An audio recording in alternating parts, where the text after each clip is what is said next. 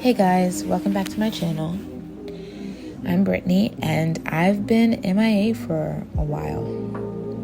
This video was supposed to be about my second quarter check-in, and well, I'm just gonna be honest, I have not made any progress. And I'm really disappointed in myself, and I feel like I've let myself down, but also you guys.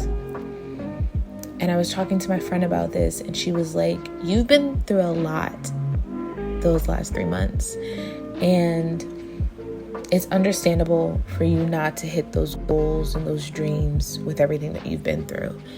And she's right. The second quarter of the year put me through it mentally, emotionally, and physically.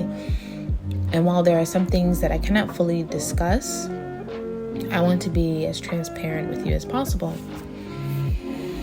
So let's start off with the hardest part. So in my neighborhood, there are a variety of ages, and there are quite a large number of older people.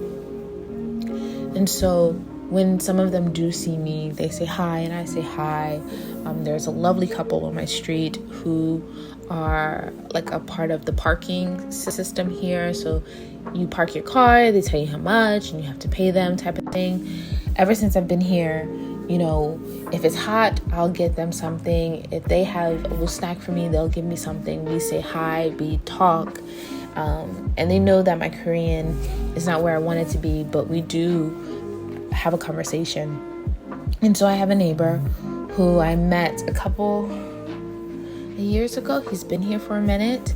But it was always just, hey, hi, where you from type of thing. In April, he helped me out with my cable.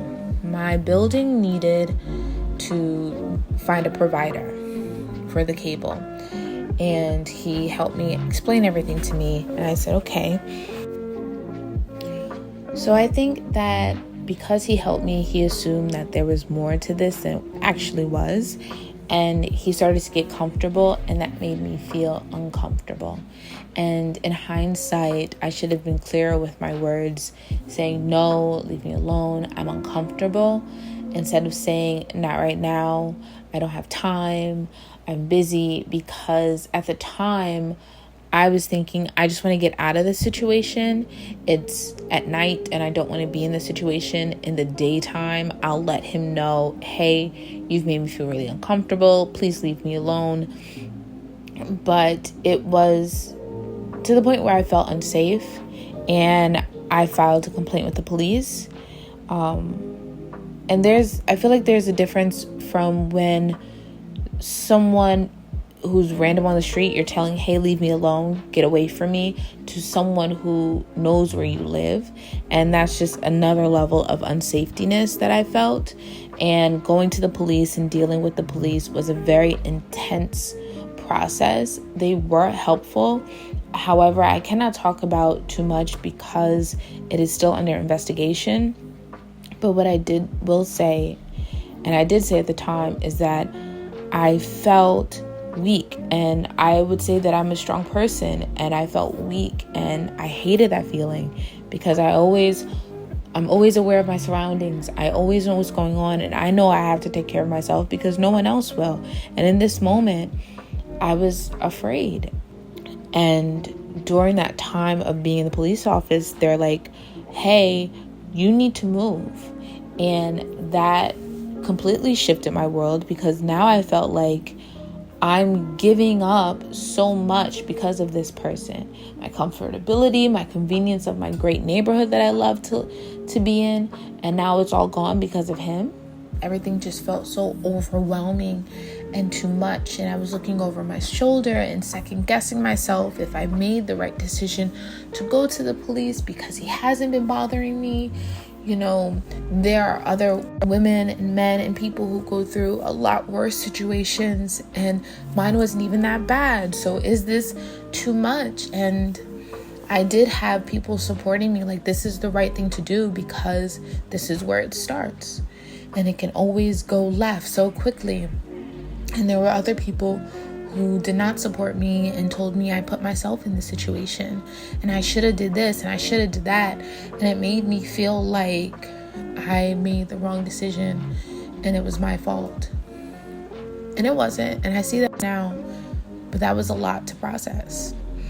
And so I went to Busan and I posted that video and I needed an escape.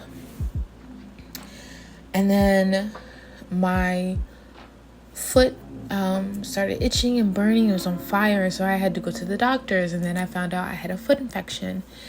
And I went to the emergency room because the pain just was shooting up my leg and something wasn't right and I could barely walk on it. So I get to the emergency room and I let them know what my allergies are. And the nurse is trying to give me an IV, but she can't find my veins because my veins are rolling. So she just keeps sticking me and I'm just like silently crying because it's painful. And I finally find out what's wrong. I had cellulitis. And I'm not going to show the pictures because it's gross.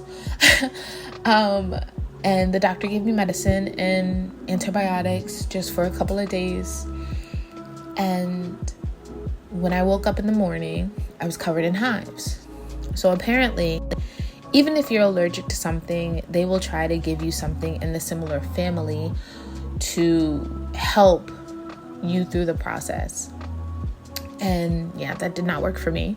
So I went back to the hospital and the medicine they gave me to get rid of the allergy gave me another allergic reaction. So I was literally red and blotchy with a swollen foot for a week. So I had to go to my ortho to get more antibiotics. And I was going to my acupuncturist to help with everything as well. And it just was so much. And I didn't go to work for a week. And when I finally got back, everything was good. Something else was wrong. And then I realized I had a second foot infection. It was just like, I'm not catching a break. And mentally, I was not there. I tried to do art and I tried to do the reading and saving. And it just was like, things were expensive, doctor's appointments, and that was eating up my money. And the exchange rate was eating up my money. And then I counted my chickens before they hatched and thought I was going to have money coming in to help with certain things, and it didn't. And then I had emotionally, I just wasn't there. Physically, I was down and out. So I had to stop swimming class, and I just feel like I didn't do anything. And these last 3 months, I was put through so much BS, and it was so difficult and frustrating. And while I had my friends who were really supportive, and we had moments of levity throughout the whole process, it was really, really hard.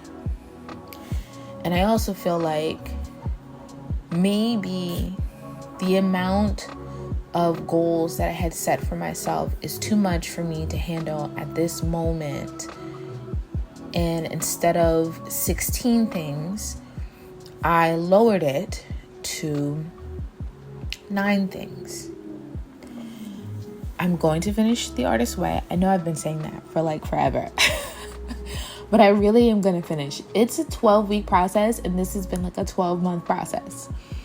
There's a certain amount of debt that I want to pay off. It's $1,500. I'm going to finish The Financial Feminist because I really need to get a budget in order to be where I want to be and do the things that I want to do. Consistently, I want to draw for 15 hours a week. I want to complete weekly art challenges. Consistently, I want to study Korean for at least 9 hours a week. I'm trying to get into a program that's intense, but it'll definitely help boost my Korean a lot quicker. I want to post twice a month on YouTube, and I want to post on TikTok and Insta at least once a week. I really want to be consistent with this because I feel as if I'm consistent, it'll just become a habit and become like nothing. And I want to post on YouTube and my social media in Korean. It'll help me, and I want to show myself that I'm improving, and I want you guys to see it too.